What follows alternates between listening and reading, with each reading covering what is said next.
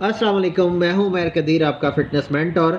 जैसा कि मैंने आपको पिछली वीडियो में बताया था कि मैं आपको कोलेस्ट्रॉल की जो रिपोर्ट है, जिसको लिपिड प्रोफाइल कहते हैं या लिपिड पैनल कहते हैं, वो आपको मैं पढ़ना सिखाऊंगा। तो इस वीडियो में मैं आपको बताऊंगा कि आप किस तरीके से लिपिड प्रोफाइल की अपनी रिपोर्ट को पढ़ सकते हैं और अपने कोलेस्ट्रॉल के लेवल्स को आप किस तरीके से समझ सकते हैं।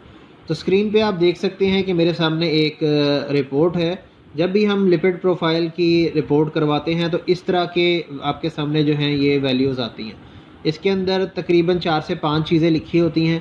सबसे पहले अगर आप देखें तो ये सिर्फ टोटल कोलेस्ट्रॉल है।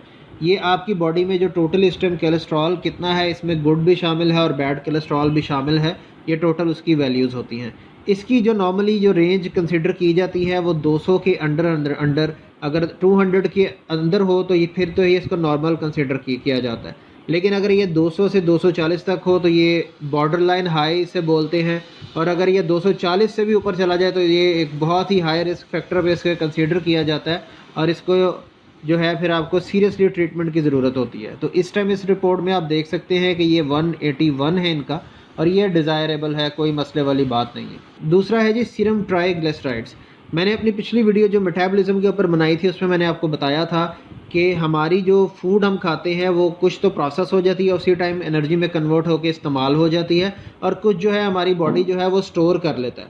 अब ये ट्राइग्लिसराइड जो है ये वही जो स्टोर्ड हमारी जो अमाउंट होती है, उसके अंदर जो फैट्स का जो एलिमेंट होता है वो एक वैक्सी फैट होती है, ये ट्राइग्लिसराइड होता है, जो कि हमारी बॉडी के लिए अच्छा नहीं होता। जैसे ही हमारी बॉडी को एनर्जी की ज़रूरत पड़ती है तो हमारी बॉडी जो है ट्राइग्लिसराइड को भी साथ में जो है वो प्रोसेस करती है, हमारी बॉडी में जो है वो भेजती है, तो ये हमारे खून में शामिल होकर जिस्म के बाकी पार्ट्स में जाता है। तो ये हमारा जो है नॉर्मल रेंज इसकी जो है, अगर ये 150 से कम है तो ये नॉर्मल होता है। अगर तो ये बॉर्डर लाइन इसकी जो 150 से 199 है, अगर तो ये 200 से ऊपर चला जाए तो ये हाई कंसिडर किया जाता है। तो ये भी आपका जो है ये कंट्रोल में होना चाहिए, नॉर्मल होना चाहिए, ताकि कोई भी जो है वो इश्यू ना हो। ट्राइग्लिसराइड अगर ज़्यादा होगा तो इसमें जो है आपकी जो है हार्ट डिजीज़ के चांस या ब्रेन स्ट्रोक के चांस जो है वो ज़्यादा हो जाते हैं।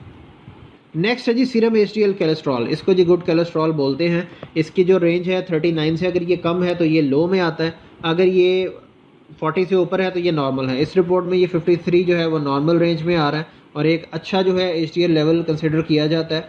मैंने अपनी पिछली वीडियो में भी आपको बताया था कि एचडीएल का काम ये होता है कि हमारी बॉडी से आर्टरी से जो बैड कोलेस्ट्रॉल है, जो एलडीएल है, वो वापस निकाल के ये लिवर में लेके आता है और लीवर जो है इसको हमारी बॉडी से फिर फ्लश आउट कर देता है। तो ये जितना ज़्यादा होगा उतने हमारी बॉडी में हार्ट डिजीज़ के और ब्रेन स्ट्रोक के चांसेस जो हैं वो कम होंगे। नेक्स्ट है सीरम एलडीएल कोलेस्ट्रॉल, यानी कि जो बैड कोलेस्ट्रॉल है ये कितना है।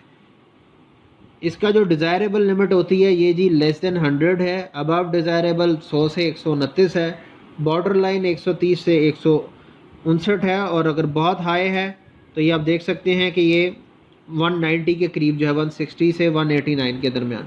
तो ये इस रिपोर्ट में डिज़ायरेबल है। तो दिस मीन्स कि इनका एचडीएल भी ठीक है और एलडीएल लेवल भी जो है वो अबव डिज़ायरेबल है। इसको मज़ीद कुछ कम करने की ज़रूरत है।